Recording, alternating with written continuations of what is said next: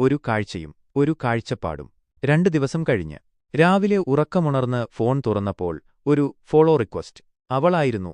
ഹൃദയം ഒറ്റ നിമിഷം കൊണ്ട് ഉന്മാദത്തിലായി. ഒരു നിമിഷം സന്തോഷം തോന്നിയെങ്കിലും എനിക്കറിയാമായിരുന്നു, അവൾക്ക് ഞാൻ ആരാണെന്നറിയില്ല.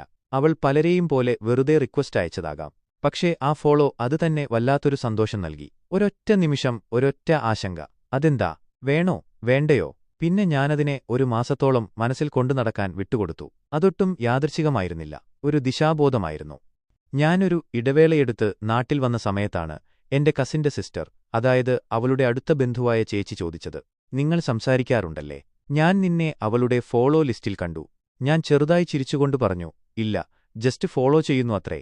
പക്ഷേ അന്നത്തെ ആ സംഭാഷണം എനിക്കൊരു വലിയ ഉത്തേജനമായി. അന്ന് രാത്രി അവളുടെ ഒരു ഇൻസ്റ്റാ സ്റ്റോറി കണ്ടു. ഞാൻ തീർച്ചയായും ഒരു വഴിക്ക് മറുപടി കൊടുത്തു.